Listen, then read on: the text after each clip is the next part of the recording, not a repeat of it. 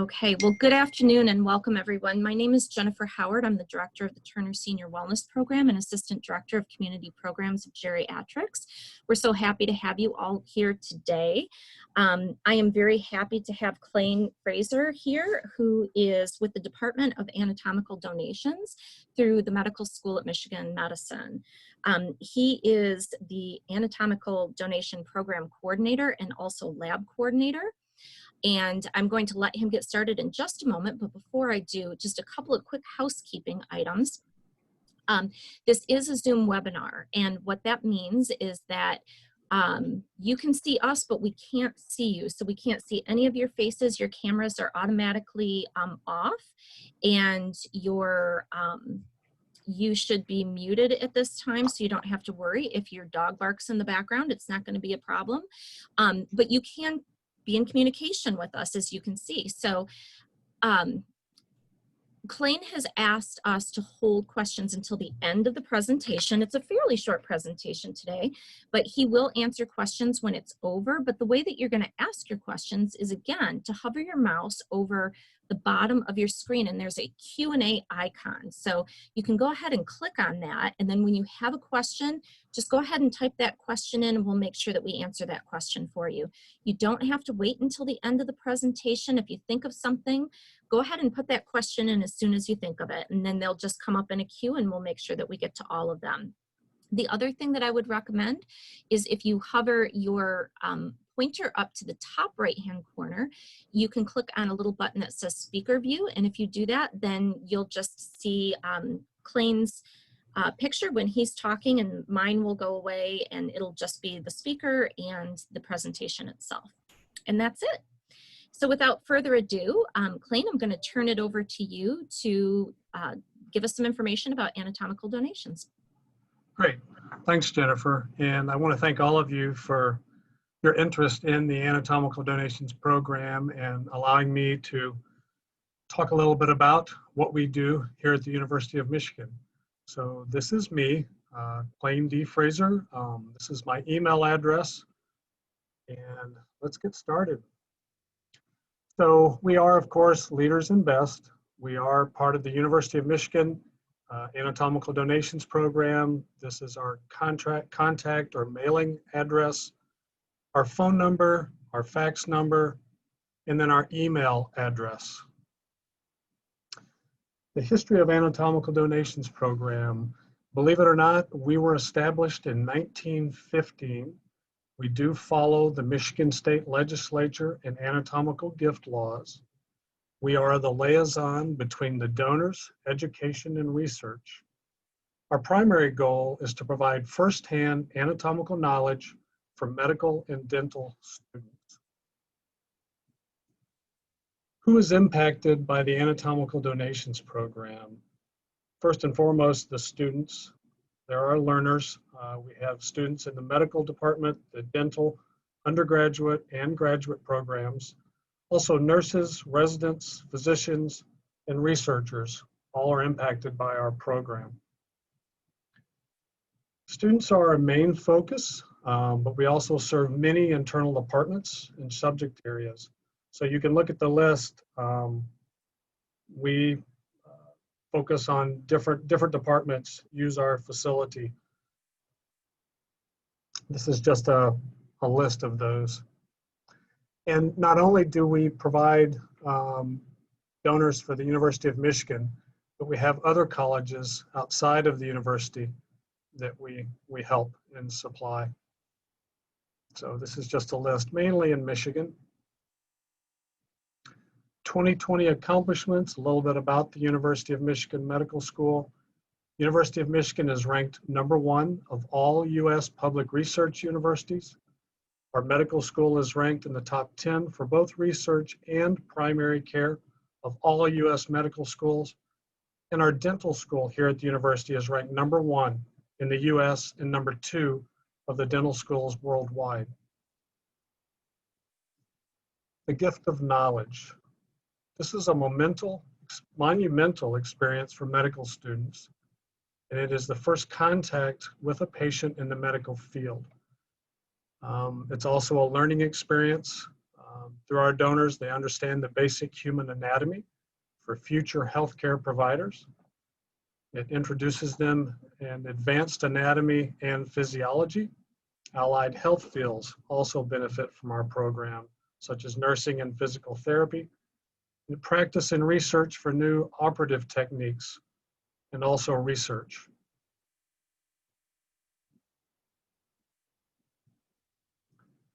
Personal communication is available from the supportive staff in the Anatomical Donations Program, including the program directors. Our program has two co-directors, Dr. Alsop and Dr. Fox. Not only are they the co-directors of the Anatomical Donations Program, but they're actual professors here at the university and are actually with the students in the labs during the anatomy classes. One of the world's leading research universities, and we utilize advanced technology and new research techniques. Our donors come from very diverse socioeconomic, racial, ethnic, religious, and educational backgrounds. The donors and families are honored through an annual memorial service. So every September, we do have a memorial service, which is held at the Rackham Auditorium here on campus. Unfortunately, this year, we canceled the program because of the COVID pandemic. So we hope to resume that memorial service next September. A lot of people ask about the donation process. So our donors should be pre-registered and must contract with a local funeral home to complete required paperwork and to facilitate the transportation process. A lot of people, that's probably one of the number one questions we get throughout the day is, do we need to contact a funeral home? And yes, you do need to contact a funeral home. A licensed funeral director must arrange for delivery of the donor to ensure the protection of public health and the compliance with all the related laws and policies. Next of kin or a funeral representative must facilitate the after-death paperwork, no matter if the donor was pre-registered or not. So there is some pre-registration documents that can be filled out. We recommend them being filled out, but you still have to facilitate after-death paperwork, obviously when the death occurs. We do not charge the donor's family for our donor program or the funeral home. The Anatomical Donations Program administrative staff, we will handle the necessary legal documents as well as the coordination with local funeral homes. We prefer to deal directly with funeral homes as opposed to the donor's family. We are available, we can talk to donor's family, but we like dealing with the funeral home just to make sure that a lot of the paperwork and to arrange transportation is done correctly. After cremation, temporary donors are returned to the family or a funeral home of the family's choosing, and permanent donors are buried at Washtenaw Memorial Park Cemetery here in Ann Arbor. So the University of Michigan does have a special memorial section that is strictly for our anatomical donation donors here in Ann Arbor at that cemetery. We do accept most donors. Unclaimed donors are not currently accepted, as neither they nor their family may express consent or the will to donate. Some of the things that would exclude somebody from being a donor: somebody with a medical history with contagious diseases, someone who has had an autopsy, organ and tissue donation. We get this request a lot of questions. A lot of people want to know about Gift of Life, and believe it or not, a lot of people think we're affiliated with Gift of Life. We are not. I always tell people to register for both. Register for Gift of Life, and you can also pre-register for our program. Pre-registration doesn't guarantee acceptance in either program. So I always tell people that go ahead and sign up for both programs. If they're able to use you for organ donation, that's great. If not, you might still be a candidate for our whole body program here at the university. Anybody that's experienced trauma, um, and then decomposition, and then of course lately anyone who has tested positive for COVID-19. We also have pretty strict guidelines as far as body mass index. This is just kind of an example. Somebody who's 6 feet tall, they must weigh less than 230 pounds. Anyone who is 5 feet tall must weigh less than 160 pounds. There's two kinds of donation with our program. Again, both being whole body, but temporary donation, the donation will be used in any manner that the program deems necessary and appropriate. We should have ashes back or returned within approximately 24 months. Permanent donation, we retain the donation indefinitely. Following donation, we will cremate the donor and then inter the ashes at the University of Michigan, Washtenaw Memorial Park Cemetery. So we don't have a time limit on permanent, so that is indefinitely. But for temporary, we can either send the ashes within that 24-month time frame, either to a family member that you've designated ahead of time or to a funeral home of your choosing. This is just some of the pre-registration forms. Again, it's not required, but we do highly recommend it, pre-registering. And again, at the bottom, you see a little starred note there that pre-registration does not guarantee acceptance. A lot of people question that also. And the reason for that is we've got donors that have pre-registered probably 20 years ago. Well, a lot can happen between when they pre-registered and today. So when the death occurs, usually with the funeral home's help, we secure medical records, either from a hospice agency or a medical hospital.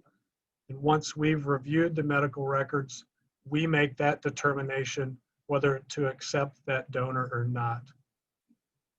So again, pre-registration does not guarantee acceptance into our program. We talked about just a little bit, I mentioned the pre-registration documents. Again, it's not necessary, but it's highly recommended. Then we do have after death paperwork that would need to be facilitated and completed also. A little bit more about the annual memorial service. Each September, we honor our donors and their families with a memorial service. We do have medical students that get up and explain how this program impacted their residency or their study. We do have musical performances by some very talented medical and dental students. And it's an opportunity for us to thank our donor families in person for the donation of their loved one. And again, as I mentioned, burial is at the Washtenaw Memorial Park for our permanent donors. Just some pictures of some of the medical students. So we currently use Washtenaw Memorial Park Cemetery. We've used Washtenaw for the interment of our donors' ashes since 1987. Prior to that, it's United Memorial Gardens from 1963 until 1987. And then prior to that, Fairview Cemetery from 1915 to 1963. Fairview Cemetery is actually owned and operated by the city of Ann Arbor. Some of the most frequently asked questions: what do I have to do to become an anatomical donor? You may pre-register with our program or have your next of kin donate after death. And again, we touched on this a little bit. Your physical condition must also be a match to the university needs. Can we have our loved ones' ashes returned? If yes, when? Talked about that just a little bit too. Yes, we will return the ashes of temporary donors within 24 months. And again, to any location within the United States. permanent donors' ashes are not returned and are buried at Washtenaw Memorial Park. Question that does come up, we do mail the temporary donors' ashes. That is by the United States Postal Service. That's the only postal carrier that will ship cremated human remains. We do send out a letter 2 weeks prior indicating when we're going to do the mailing. And that gives people time. You know, some people move, some people, maybe they have it going to one child and now that child has moved, so they want it going to another address. So we do send the notice out 2 weeks prior to the mailing.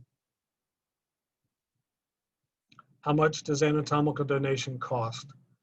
Again, the University of Michigan, we do not charge for anatomical donation.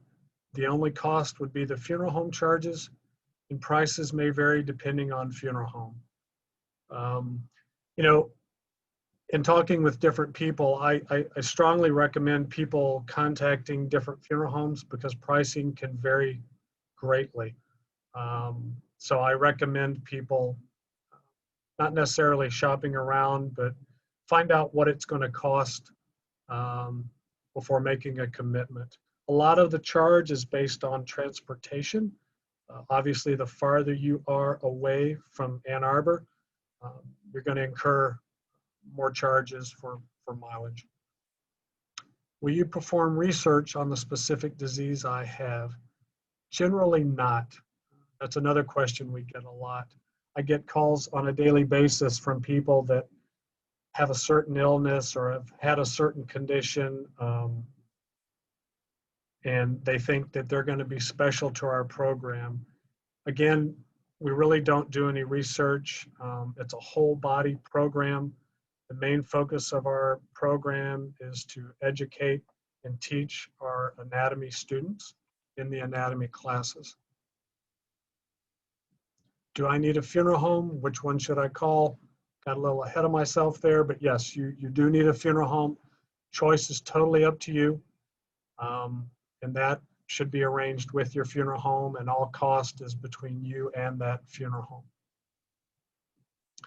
This is our contact information, Anatomical Donations Program. We are actually in the medical school here on Catherine Street in Ann Arbor. Short presentation, that's my contact information, and if you have any questions, you're certainly welcome to ask them. This is our program website. We do have forms. You can either call us and request a form, leave a voice message. We do answer our phone calls every day, or you can download that information off our website. The forms are on our website. Also, complete the forms and then send them in by mail.